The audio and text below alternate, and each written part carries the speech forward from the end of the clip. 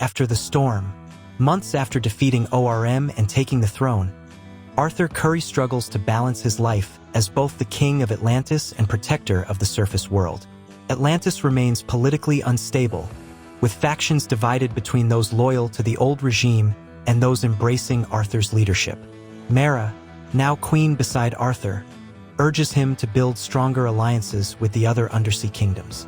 Meanwhile, rumors circulate about a long-forgotten enemy rising in the darkest depths. The Trench, once thought to be mindless creatures, show signs of evolving intelligence. A strange seismic disturbance is detected beyond the Mariana Trench. Atlantis' ancient council warns Arthur that something older than Atlantis itself has awakened. Arthur and 𝗕𝗏 decide to investigate before the threat reaches the surface. What they find will change the fate of the ocean forever. Black Manta's return. David Kane, aka Black Manta, survives with the help of Dr. Stephen Shin, who is obsessed with Atlantean technology. Kane is more powerful than ever, wielding a new suit enhanced by stolen Atlantean tech. He seeks revenge not just on Aquaman, but on Atlantis itself. Dr. Shin warns Kane of the dangers of waking ancient forces, but Kane doesn't care. His hatred fuels his every move. He strikes at a key Atlantean outpost, killing several nobles and stealing a mysterious relic. The relic is revealed to be a key to the Vault of Leviathan, a prison housing the ancient warlord 𝗕𝗏𝗂𝗺. 𝗕𝗅𝗏𝗂𝗺, once banished by Atlantis, was sealed away for his dangerous powers of mind control. Kane uses the key, unleashing the sleeping terror upon the world.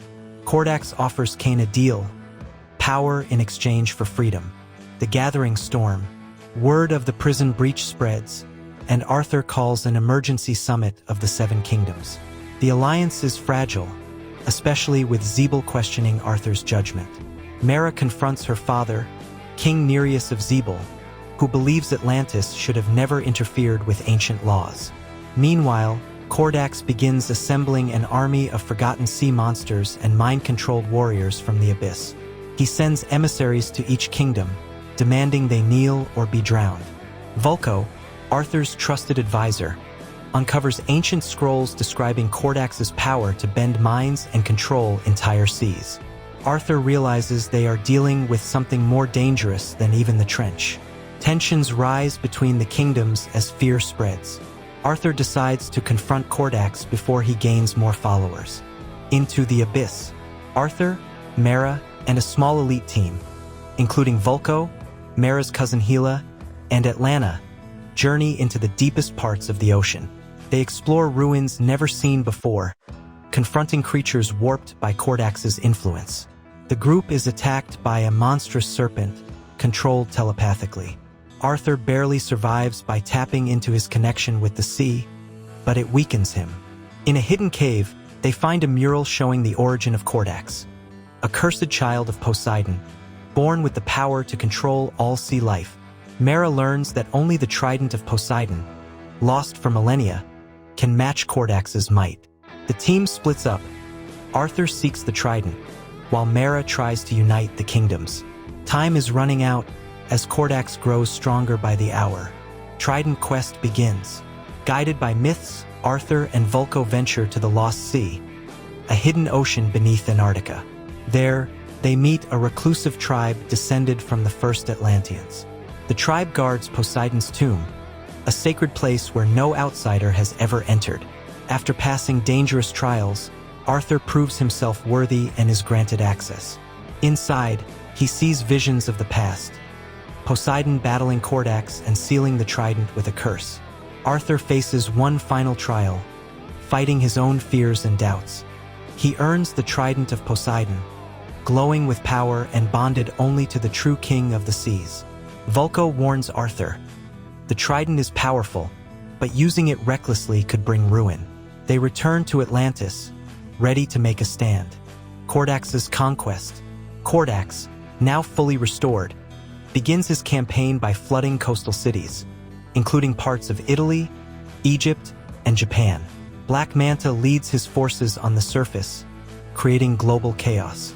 𝗕𝗁𝗂𝗺 captures the kingdom of the deserters and uses their ancient war machines. He manipulates King Nereus, forcing 𝗕𝗏𝗋 to stand down. With 2 kingdoms under his control, he prepares for a full assault on Atlantis. Mera returns with news of the broken alliances and political chaos.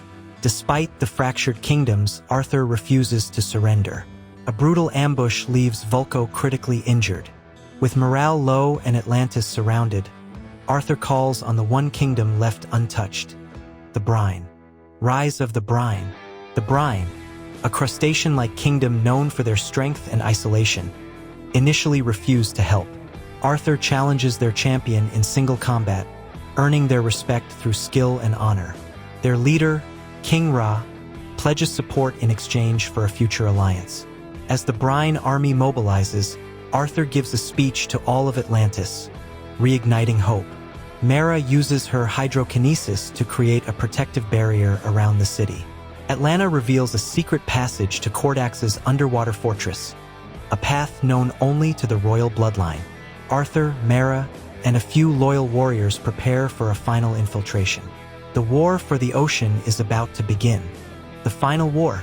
Massive undersea battles erupt across the ocean floor. Sea dragons, warships, and monsters clash in stunning chaos. Arthur and Mera lead a daring raid into 𝗙𝗪𝗃's stronghold. Black Manta duels Mera in a brutal fight. She overpowers him but spares his life. Arthur confronts 𝗙𝗪𝗃 in the Temple of Tides. The trident and 𝗙𝗪𝗃's powers collide, sending shockwaves through the seas. 𝗙𝗪𝗃 reveals he plans to raise the sea above, a reverse ocean that will drown the surface world. Arthur, tapping into his full heritage, channels all oceanic life to fight back. With a surge of strength and unity, he destroys 𝗙𝗪𝗃's source of power, imprisoning him in a vortex of time. Balance restored. With 𝗙𝗪𝗃 defeated and his army scattered, peace begins to return to the ocean. The 7 kingdoms agree to a new accord, one that ensures shared rule and communication. Black Manta, captured, is handed over to the surface world for justice. Dr. Shin escapes, hinting at future chaos. Vulko survives and is honored as Atlantis' wisest protector. Arthur passes some royal duties to a council so he can continue helping both land and sea. Mera is pregnant, and the couple looks toward a peaceful future. But beneath the waves, something ancient still stirs, far older than 𝗙𝗪𝗃. Post-credit tease, the abyss rises.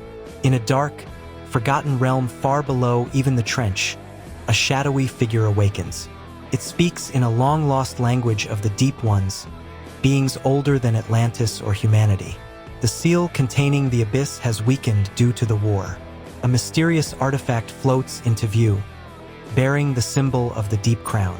Meanwhile, on land, Amanda Waller studies footage of Arthur, hinting at future plans. The oceans are calm for now, but a new storm is brewing. Aquaman will soon face a threat that doesn't just come from the sea, but from the void beneath it. Seal containing the abyss has weakened due to the war. A mysterious artifact floats into view, bearing the symbol of the Deep Crown. Meanwhile, on land, Amanda Waller studies footage of Arthur, hinting at future plans. The oceans are calm for now, but a new storm is brewing. Aquaman